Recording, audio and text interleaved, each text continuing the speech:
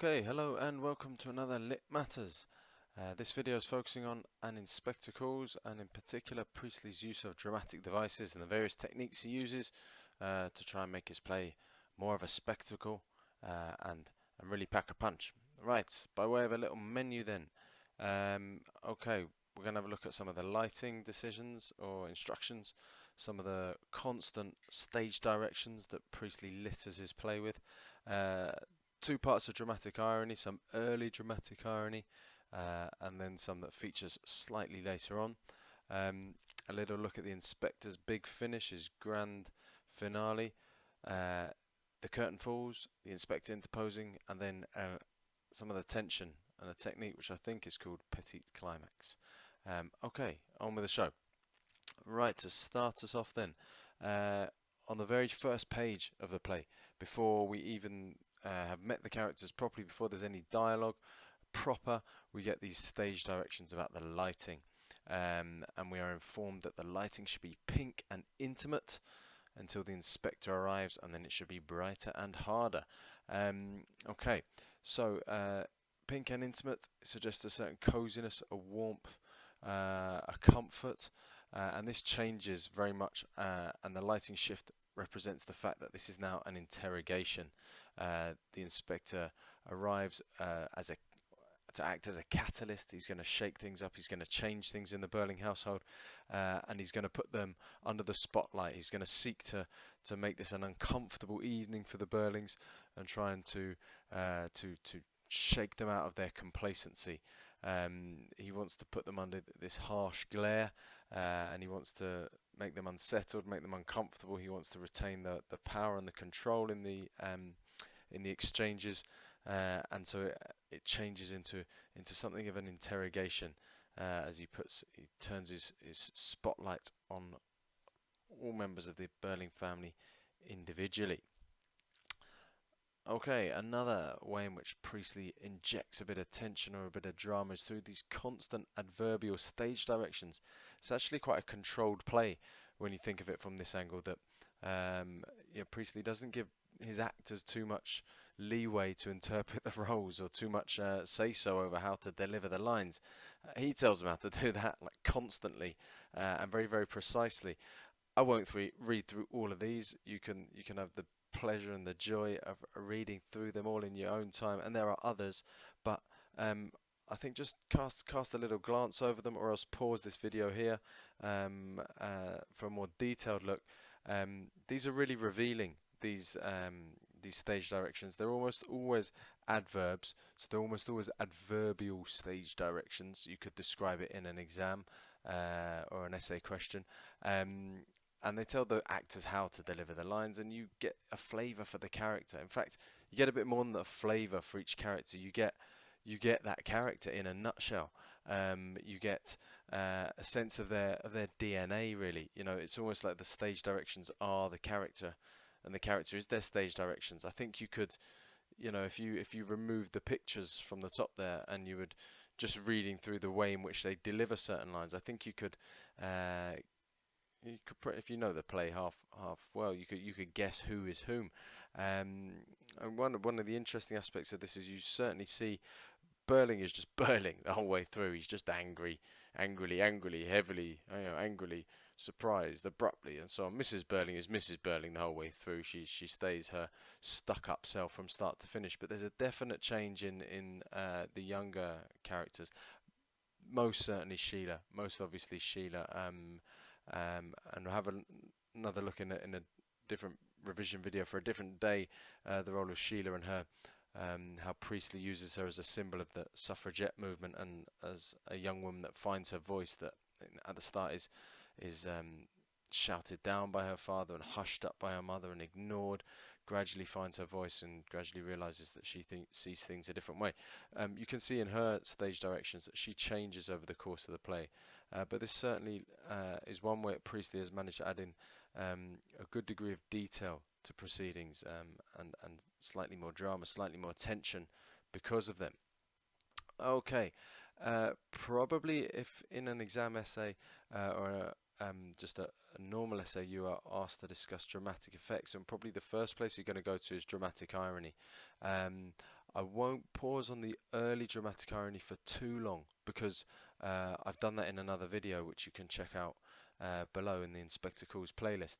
Um, but in brief, dramatic irony is when the characters know less than the audience. So this engages the reader because the audience, because as you're there watching it, you're having the play revealed to you, you feel slightly more informed, you feel more insightful, and you feel in the know to a certain extent, and so you're more involved, and you're watching the action, you know, all the more eagerly. And this is a technique is used from way back to Shakespeare and Romeo and Juliet. Think about Romeo and Juliet on their deathbed, and they're not really dead, and you're there going, "Oh, come on, don't kill yourself. No, he's gonna wake up. She's gonna wake up. Just relax. Don't be so hasty." Right up to EastEnders today. So it's a constantly effective way of engaging your audience. It's very, very versatile, and obviously Priestley uses this for Burling at the start. Makes him seem very stupid about no trouble with the labour, with the workforce. War is never going to happen. Fiddlesticks, he says. Titanic is unsinkable, and particularly, and perhaps most gallingly, in his predictions for the early 1940s. Like I say, I won't spend too much time on these because I will return to this idea of the Blitz in the later dramatic irony. But it's another way that Priestley seeks to engage. Okay, so more specifically then, some of the later dramatic irony. We've had that earlier reference to 1940. You'll be having a nice little party, which of course no one was having a nice little party in 1940. At the Inspector's big finish, his finishing lines that are that if men will not learn this lesson, after saying, big socialist rhetoric, you got to look after each other, we're responsible for each other, etc., etc. He finishes with, if men will not learn that lesson, then they will be taught it in fire and blood and anguish. Good night. And so this hellish language that he uses is a reference to the Second World War, and of course the play being first performed in the 1946, I think, written in 1944-45, first performed in 1946. That idea that a man is sat there being told in 1912, you need to be more empathetic, you need to be more tolerant, you need to be more understanding, because if you and the other civic leaders and the other politicians of your time are not, then the only way you're going to learn is through the horrors of war. And so if you're sat there in 1946, that line would hit home for you, I think, especially. You'd have a sense of you didn't, learn it through logic and reason and debate. You had to be taught it through fire and blood and anguish, and we have all suffered repeatedly through the idiocy of the First World War, compounded by the vindictive idiocy of the Treaty of Versailles, and the punishment of Germany ceding the conditions for Hitler to thrive in, and the horrors of the Second World War, and so on. So I think that dramatic irony is particularly unenjoyable, particularly bitter for the audience, and I think you can see the evidence in that in what's perhaps known as the spirit of 45, when what the people of Britain did in the ashes of the Second World War. And this is crucial for Priestley. He's desperate for his audience to seize the moment out of the ashes of the Second World War, when the embers are still glowing, as it were, to rethink and reshape their society and go a different way, because his argument is that we have seen how where the forces of conservatism and the forces of patriotism and militarism take us.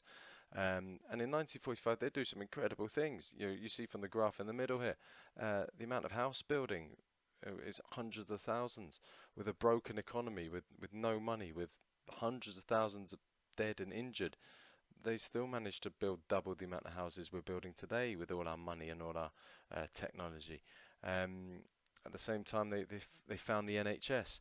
Priestley's one of the thinkers behind that, the sort of political philosophy of that Labour government. They have Nye Bevan, the founder of the NHS, as it were, Labour Health Minister, I think, saying no society can legitimately call itself civilised if a sick person is denied medical aid because of lack of means.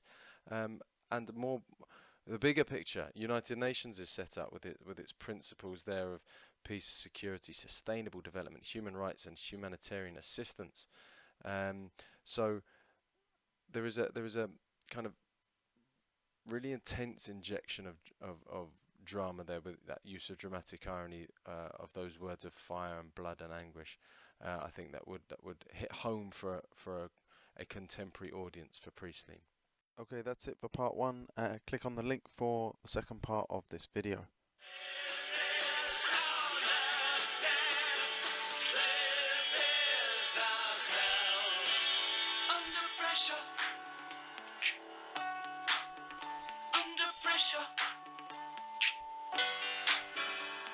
Pressure.